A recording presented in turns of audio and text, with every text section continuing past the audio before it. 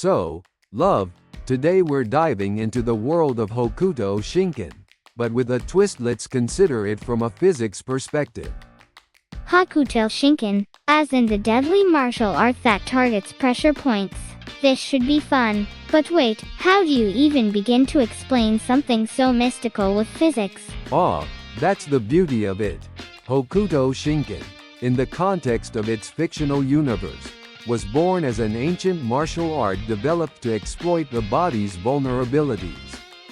But from a physics standpoint, we can think of it as a method that manipulates the energy flow within the body, using precise strikes.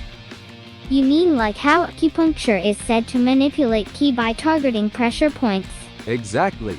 But Hokuto Shinken takes it to an extreme. Imagine each pressure point as a node where energy, let's call it bioelectricity, is concentrated. The techniques of Hokuto Shinken are designed to disturb these nodes, causing a chain reaction that disrupts the body's normal functions. That's fascinating. So, how does this tie into the birth of Hokuto Shinken? Well, if we follow the fictional timeline, Hokuto Shinken was developed over centuries by warriors seeking to maximize their efficiency in combat. They would have had an understanding of the body's anatomy, likely through trial and error, and over time, they identified these pressure points. So, it's like the ancient warriors were conducting a kind of experimental physics with their fists. You could say that. The birth of Hokuto Shinken, then, can be seen as the culmination of generations of research into the body's biomechanics. These warriors essentially discovered how to cause the body's systems to fail catastrophically by manipulating its internal energy flows. Okay, but why does it happen? Why does a strike to a pressure point cause such an extreme reaction? Great question.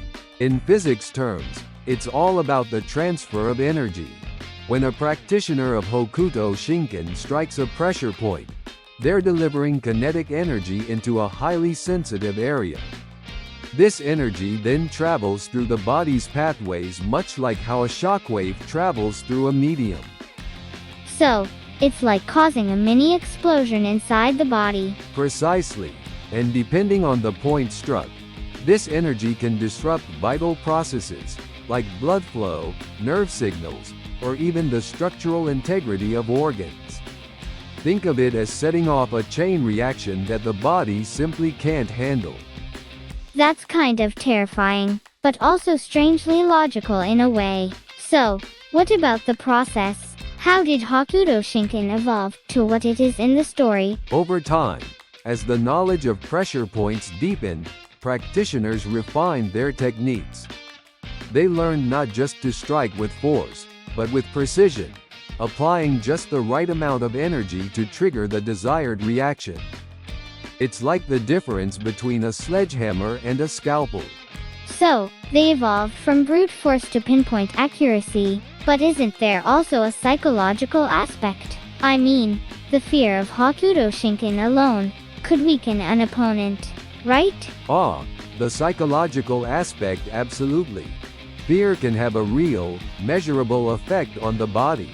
Stress responses can weaken muscles, slow reaction times, and even impair cognitive function. So, the legend of Hokuto Shinken itself adds an extra layer of power to the technique.